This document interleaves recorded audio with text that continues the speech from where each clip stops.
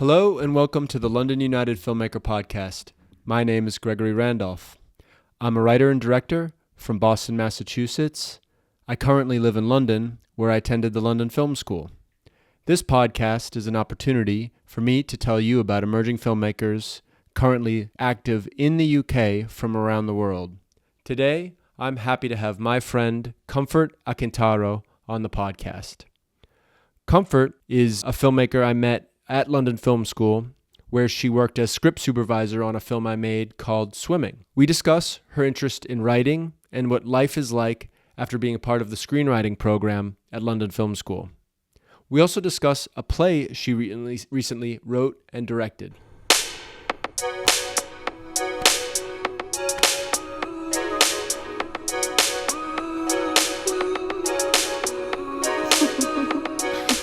Comfort Akintaro, welcome to the London United Filmmaker Podcast.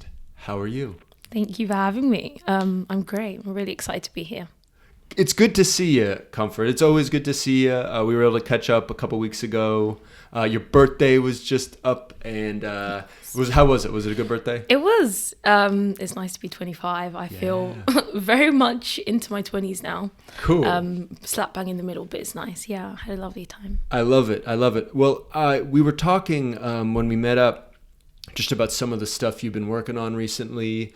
Well, just again to kind of get us into the flow of things, we met at London Film School. I was in the filmmaking department. You were in the screenwriting department. Yep. And we met on a Term 5 film called The Spaceman, which was really like a wild ride. I met a lot of people that day, that week or whatever it was. I remember that very vividly, actually. That was my first time as a script supervisor on a set. And it was an interesting set to be a part of for the first time because it was a party scene that we were filming that day. And so to do it for a first time and to make sure for anyone listening, if you don't know what a script supervisor does, you kind of maintain the continuity of a film. So to do that on a party set where people are holding drinks and people are touching each other and there's stuff on the table, I was like, oh my God, what am I doing? Oh my God. Yeah, you're right. It was, that one was a wild one. It was just so much activity all in that one room in Studio B. For that Term 5 film. Yeah, that was so fun. But you're from the screenwriting department. You're a writer. You're a filmmaker. You're many things, but those are two of the things that I know you for, at least. And I believe we were both. It's a 1-year program for screenwriting at London Film School, 2-year program for MAF. So we were in the same sphere of time. Exactly. And it was great. You were script supervisor for a few days on Swimming, a film that I wrote and directed a while back. And so we've got a great friendship, and I'm just grateful for all your help on that. Even with like setting clocks back and like all these little things that really go over your head when you're like kind of busy with kind of like more, directing. More big picture stuff. Yeah. You were great, and I hope we can work together again at some point. Absolutely. But I want to chat a little bit about your career and what you've been up to. I would love to learn a little bit more about what got you into writing and what kind of drew you to filmmaking specifically. I don't think we've ever spoken about that before. No, I don't think we have. So without me talking my head off, I'd love to hear more about what were the original kind of beginnings, because then from there we can kind of talk about maybe some things you wrote at London Film School, things you're working on now. Just to preface, you just recently directed a theater piece, a play that you wrote as well. I want to talk about all that, but I'd love to start at the beginning and kind of get a sense of what got you to now. Back to when I was 5 years old. Yep. All the way back. I've always kind of written my whole life, not films, but I always wrote prose growing up my whole life. My mum really encouraged me to write, and my grandfather was also a really great writer, so I kind of just grew up always making stories and just making worlds. I found that really, really interesting, and because it's something I did kind of intuitively, I never really kind of imagine that I could make any money doing that or make a career, because I was just like, oh, like I just write, like when I get home I just write stories. It took me a while to realize that, oh, people actually do this and people make money and a living and people, you know, love this sort of thing, outside of it just being a hobby. So I kind of, you know, was writing like that up until I was about 18 or 19. I went to Goldsmiths and studied English literature. So also kind of in the writing sphere, kind of researching and looking at other people's work.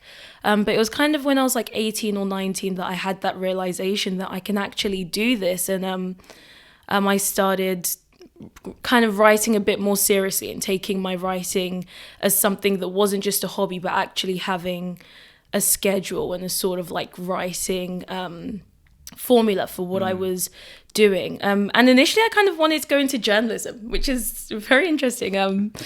I never saw myself being, even though I did so much prose writing, I thought, okay, if you want to be a writer, you have to be like a serious writer, you know, be a writer where, you know, there's a steady income and there's, you know, something to fall back on. And that always felt like journalism. But then kind of COVID came along and I had a good amount of time to sit with myself and realize that I actually don't want to be a journalist. I want to be a prose writer.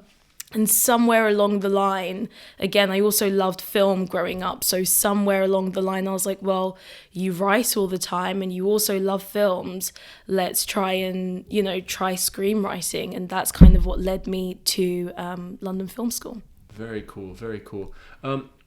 I totally get that feeling, of something to fall back on, maybe in journalism, is something maybe a little bit more structured and hireable. But it sounds like you kind of drew a line. Can I ask you, what type of things were you writing about when you were younger? What type of things are you drawn to in your writing? I know a little bit about your grad screenplay, and I want to talk about that, but I'm curious as to what kind of topics you were really, you know, naturally drawn to. Well, it's very interesting. I feel like in some ways my writing, or at least what I'm interested in writing, hasn't changed so much over the years. I always write really female-led stories. I love writing about women at different stages of their lives, whether they're like teenagers or they're coming of age in terms of their early 20s. And I'm probably drawn to writing that sort of thing because I myself am coming of age. I'm sure as I grow up, the themes that I want to write about will change. But within the coming of age genre, I seem to write a bunch of different things. Like you mentioned my feature film at London Film School, which is called Heavy as the Crown, and that is a coming of age sports drama. I also grew up playing tennis from about 5 or 6 years old, so writing a tennis film felt kind of natural to me. So yeah, within coming of age there's a bunch of different things that I like to explore as well. Cool. I mean, it's interesting to kind of hear how it progressed, because it sounds like it would make sense that your grad film screenplay, it seems to carry that strong theme. So my question is, I have many questions, but can you tell? I guess this is a little off topic, but what the hell? Tell me about tennis. Tell me, do you still play? Is it something you enjoy? Like, do you go every day or every week, or like, what is your what is? We never talked about tennis. We've never spoken about tennis before. Well, that's actually quite interesting because that actually leads into the feature film in some ways. So I actually played competitively probably from about 8 to about 18 years old. So a good 10 years I played competitively, and I played fully for 13 years. I started playing when I was 5. Wow. And I guess in some ways the film is semi-autobiographical in the sense that the main character is kind of figuring out what she wants to do in terms of tennis. Does she want to become a pro athlete, or does she want to go on her own path? And I bring this up when you talk about tennis because that was kind of my path. I got to about 17, 18 years old and I was like, I don't know if I can do this for another 15 or 20 years if I was to go pro. Anyone that's played any sort of sport, whether it's tennis, rugby, football, you know how time consuming and what a sacrifice it is to be an athlete. So I kind of stopped playing when I turned 18 years old. I went to university, studied English literature, and I took a massive break from tennis. I don't think I played for about maybe 3.5 years, and not even just playing, I couldn't watch any matches Fair. either, because it just felt, I just needed a break. It was almost like a first love that I needed to like get away from a while. So yeah, I've only just started playing again and had an interest in, I mean, I've always had an interest in tennis, but had a desire to play again. And that kind of, you know, my kind of personal story, not that the film is about me, but my personal story kind of meanders with the main character in my feature film as well. So you do watch occasionally? I watch now. Matches? Now Nice. I love watching the Grand Slams again, and Yeah. you know, my favorite players have all retired now, so Fair. it's nice to see. It's nice to see a new generation of players now. Yeah, I really want. We're quite close to Wimbledon here, and I really would love to go. I'm not much of a big watcher, but I'm sure it's super fun to be in Wimbledon's, person. that's the best place to go. Have you watched any? Have you ever been to? I have. I've been twice, and it's like Disneyland for Yeah. me. I went. I was like, oh my god, this is amazing. Was it cool? It was very cool. That's awesome. Can I ask you? We haven't touched on this, and I know. But can you tell me just where are you? Like, I'm just curious for people who might not know where in England you're from. I'm just curious, kind of what area, and just as far as like people kind of wanting to know, because obviously you have the accent. So I'm just curious as to where in London you're from. So I was born in London, and I lived here till I was about 5 years old, and then I moved with my family to Kent, which is southeast England, and that's where I did all of my schooling and everything up from 5 to 18. And I moved back to London when I was 18 Sure. to go to Goldsmiths for university, and I've never left since. Very nice, very nice. Yeah. So you like it here? You think it's a good place to kind of push forward with the career? I think that's another thing. You kind of wonder what's the best place, but obviously, I mean, in my case as well, there does seem to be a lot happening, and it's better set up here than maybe, I don't know, wherever else you might go. Would you agree that you feel like, yeah?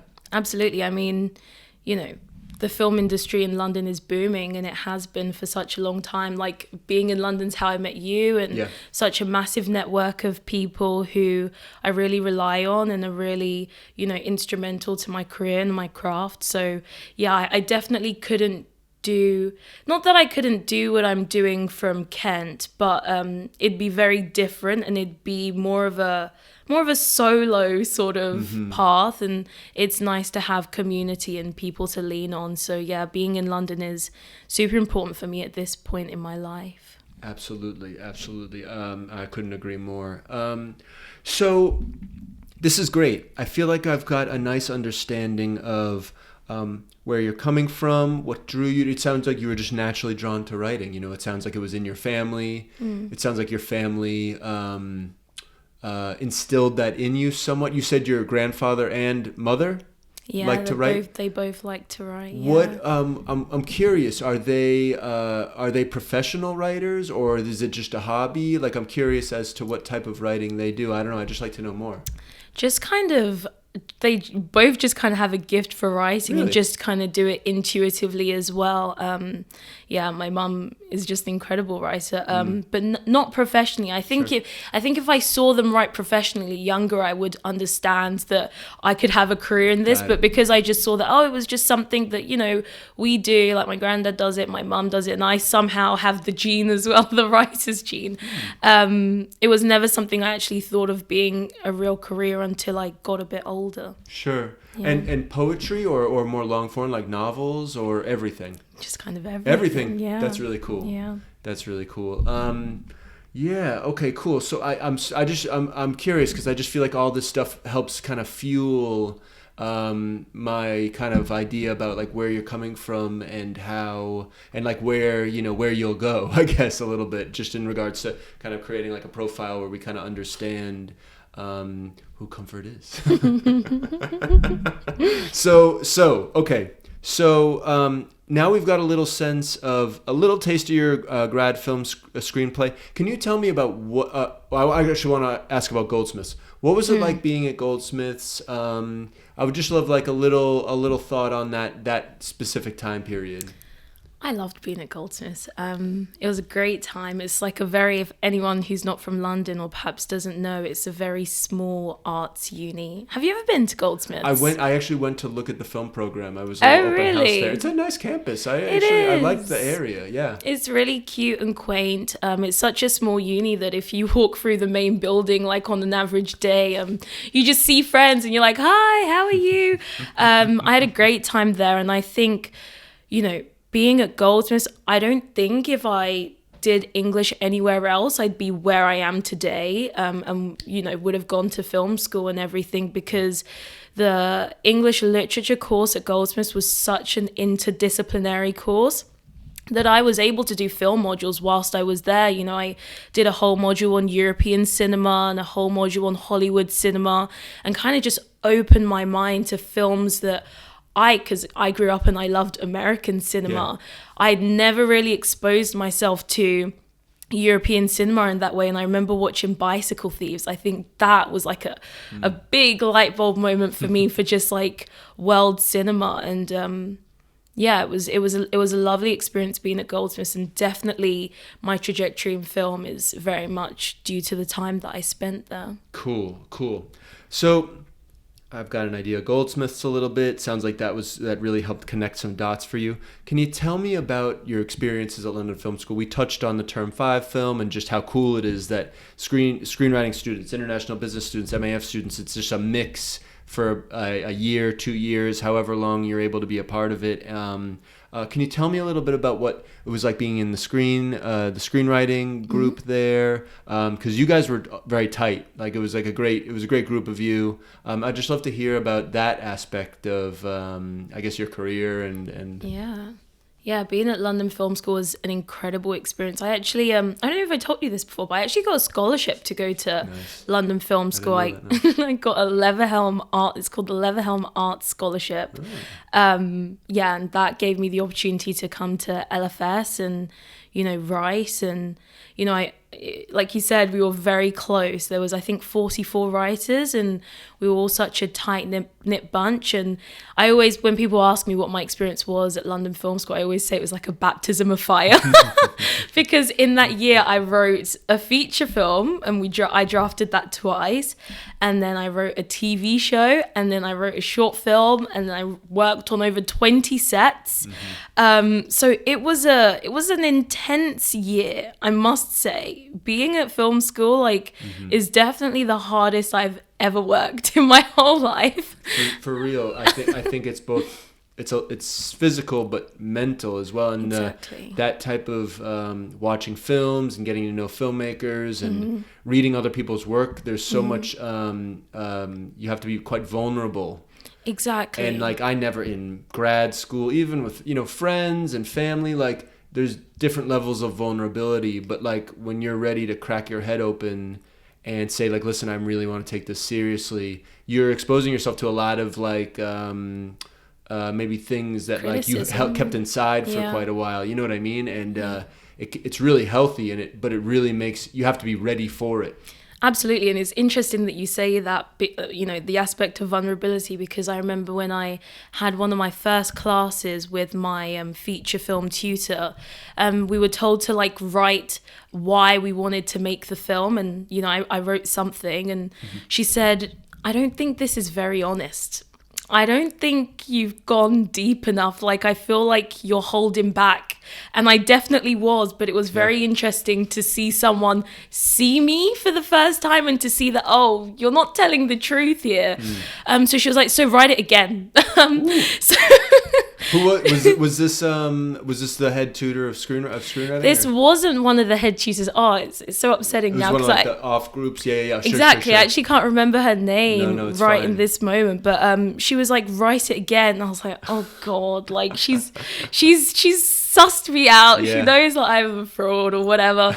So I had to go back and honestly dig deep and really be vulnerable. And like you said, if you want to be a part of this process and be a writer and a filmmaker, there is a part of yourself that you have to just be willing to give to your work. It almost feels a little unnatural at first, because in so many aspects of your life you're meant to have a bit of a shield and a bit of not like normal story or normal way of doing things. Exactly. And then really going deep in your mind and finding out reasons why, like with the lab I'm doing right now, finding these reasons why. Why is this so important to you? What do you just want to be a big hot shot and just like, well, that sounds nice, but like you can go the depth you have to go to kind of pull these things will make the thing you're making way better. Absolutely. And that's the fun of like creating log lines and pitch decks and these things, or sometimes it seems like this is a whole mess of stuff that I don't need to deal with, but I've found that actually doing some of those stuff, even the synopsis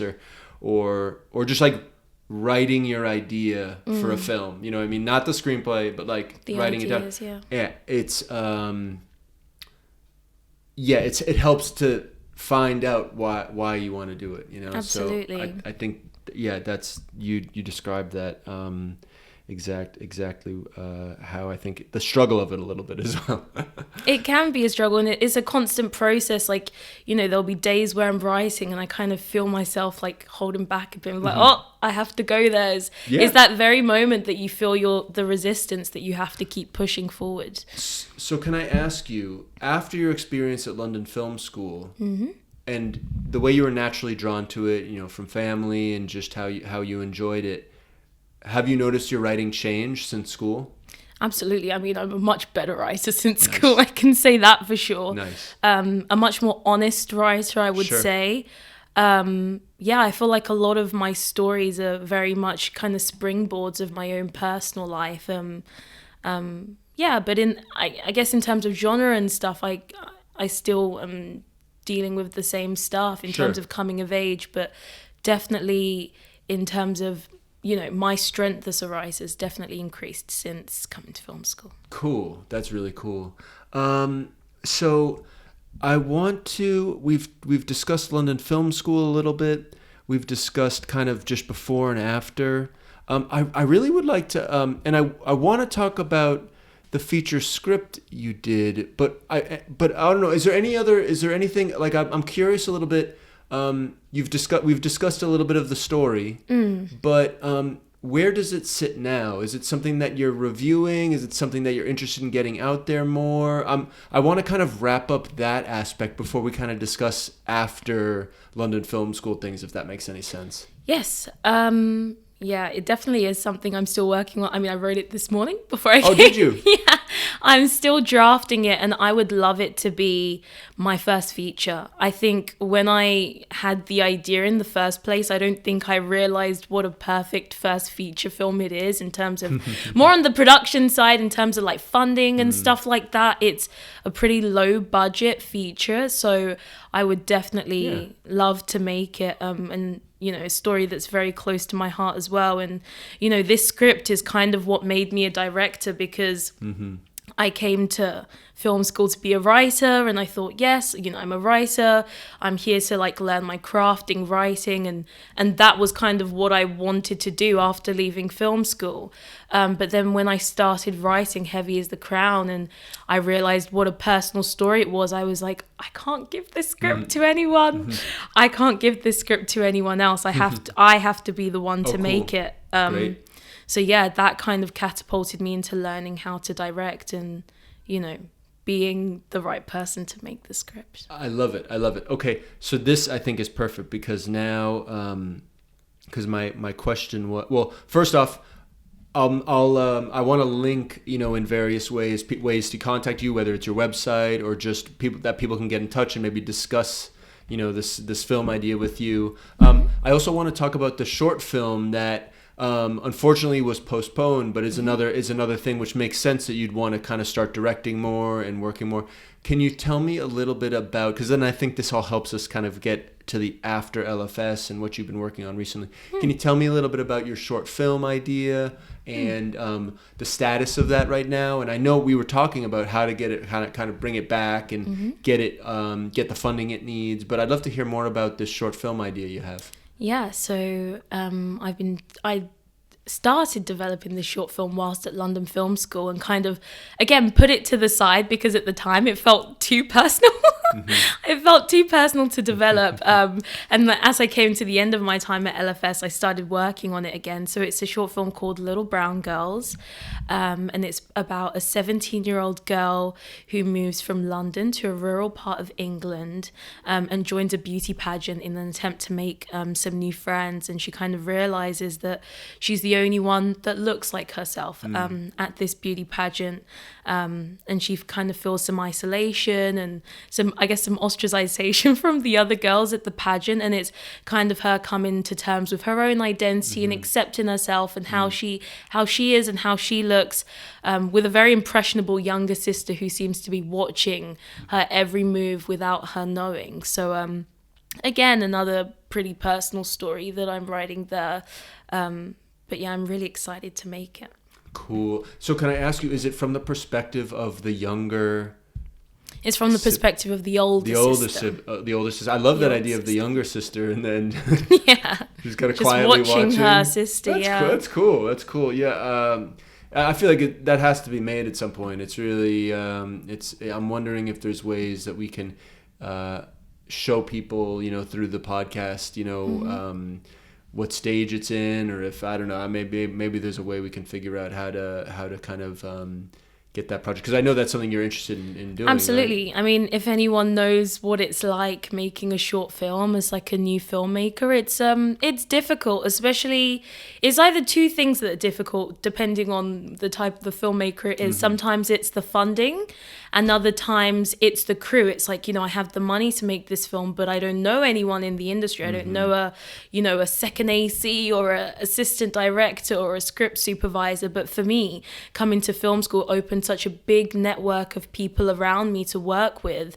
So the crux that I kind of had with making the short film was raising all the funds that I needed to make it. So a lot of young filmmakers will know about a company called Kickstarter.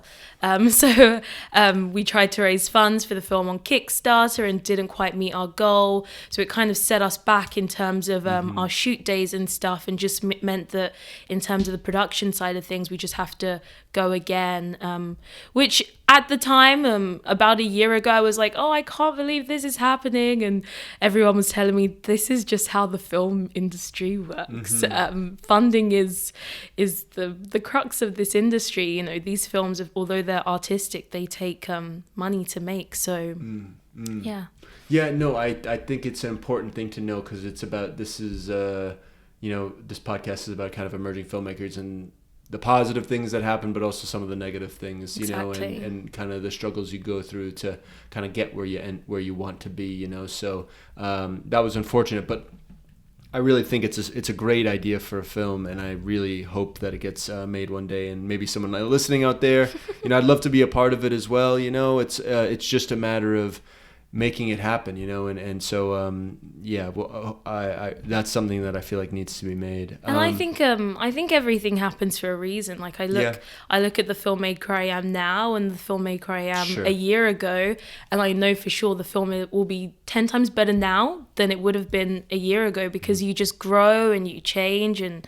you have more life experiences, and you watch more films, and you work on more sets. So honestly, everything happens for a reason. I think, Totally. It will happen at its right time.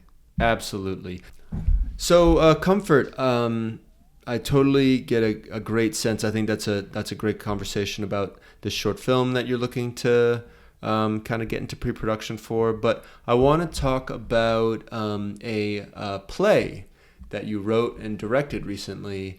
Sounds like such a great experience. So I'd love to just hear more. I'd love to hear about that experience. Maybe how you got involved, the thought process behind the writing of it, and maybe we can start there. Yeah, so the play was called Home Run, and it was a Christmas play about 5, 20-somethings.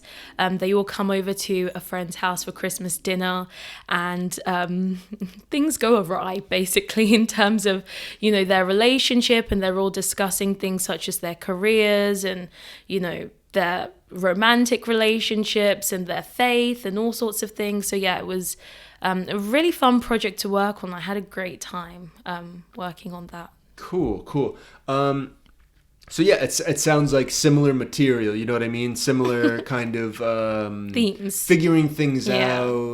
out, which is such great stuff. I mean, I'm kicking myself that I didn't ask for the play beforehand so I could read it. But I would love to for you to send it to me if you I can. will do. Yeah, I'd love to read it because I'm quite fascinated in theater and like I just think it would be a really fun thing to be involved with, you know, directing or otherwise, and just imagine or the writing as well, just imagining characters on a stage and how that plays out in real time there is something really, really exciting about that.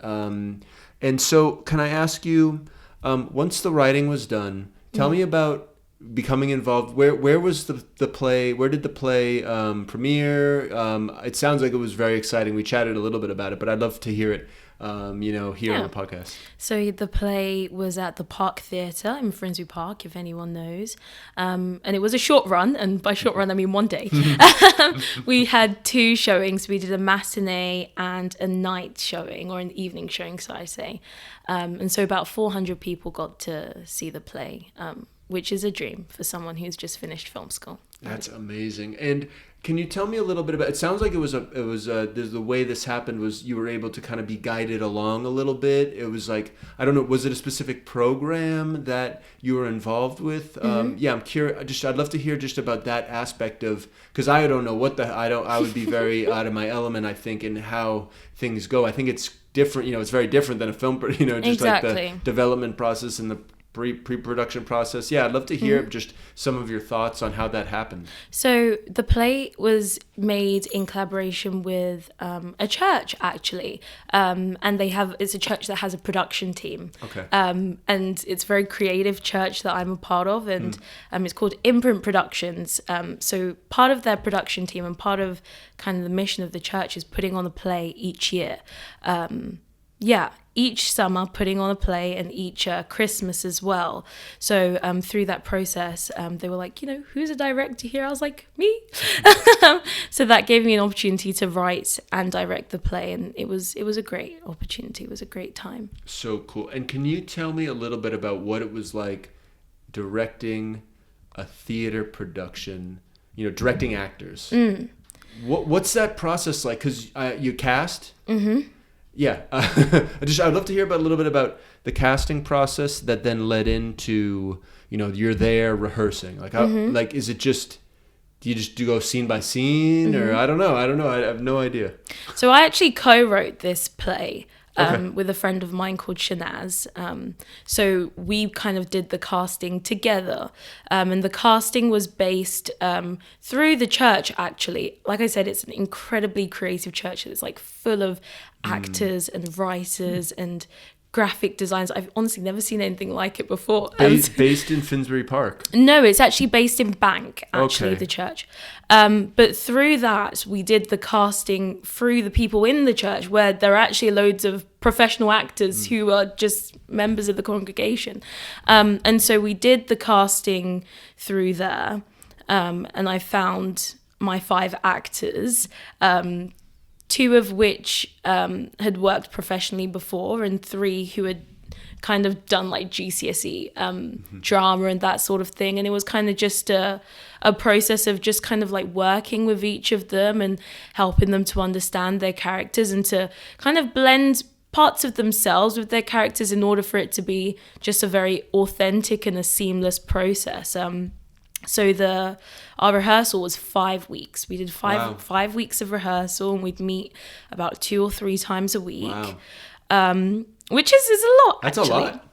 It's a lot. And working with actors is my favorite Yeah. part of directing. Yeah, for Personally, I'm not the biggest camera person or the biggest, I do care about cinematography and all of that stuff, but working with actors is kind of one of the reasons why I got into directing in the first place. And I think in theatre, you get the opportunity to be so hands-on with actors that you don't really get in film.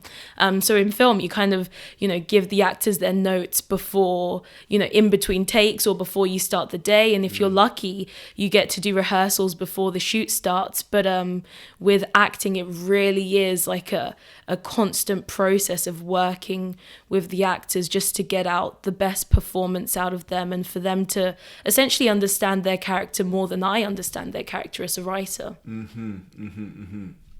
Cool. Yeah, I'm just so curious about all these different aspects. Can you tell me, this is my last question. Can you tell me, what was it like sitting there, on the day?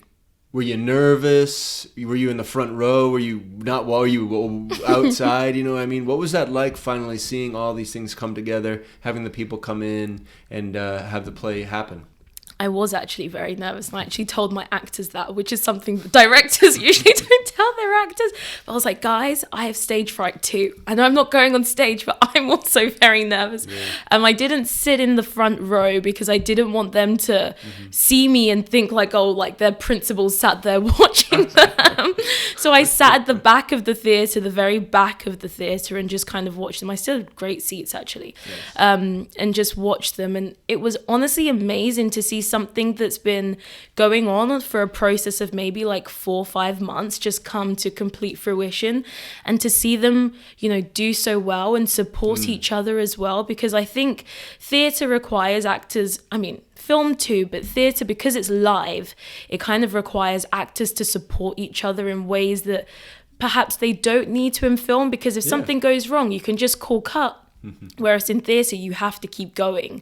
So it was really nice to just watch them come together and, really understand their characters in ways that I, was new to me, even as the director. So it was a great process, and it went very successfully. There was so many laughs. It was a comedy. So I was really relieved when I just heard the audience just in like fits of laughter. I was like, oh, thank God they think it's funny. That's great. But yeah, it went really well, and I definitely direct theatre again. Yeah, you were telling me that you will do another one. Is that for sure, or what's the plan there? Not necessarily for sure right now, but at some point I will direct theatre again in whatever capacity it is, whether it's like a longer run or just a similar thing where it's like just a 1-day shoot. But I learned so much about working with actors from theatre, and that's actually something that Sophia Wellington, who is the head of screenwriting at Londom Film School, kind of told all of us as writers and directors. She was like, if you guys want to direct, you guys should think about directing theatre, because it is just the most hands-on you get to be with actors. And from a writing perspective, it is also cheaper. Making a play is so much cheaper than making a short film. So it's a great learning experience. Not to say that, theatre isn't an art form on its own and it should be a stepping stone. I don't mean that at all. But for anyone who wants to work in film or TV, I definitely think they should open their mind to theatre as well. Totally. That's very well said. Well, I feel like I think we've got everything covered for something like this. It sounds like you've got, not only some theater projects potentially in the works, you've got a great feature-length script that you'd love to make one day, and I'm sure you will. And you've got a short film that I think just needs a little bit more time and attention, and some, getting that Kickstarter back up, getting a little bit of money behind it. But it sounds like an idea that isn't super expensive or anything like that, and it's got some great impact. So it really sounds like you've got some great momentum here. And I really just want to I just want to thank you so much for being on the podcast. Thank you for having me. Of course. I had a great time. Yeah. And maybe we can do a follow-up, once you got another couple productions under your belt. And I'd love to come back. Amazing. Well, Comfort, thank you so much. Thank you.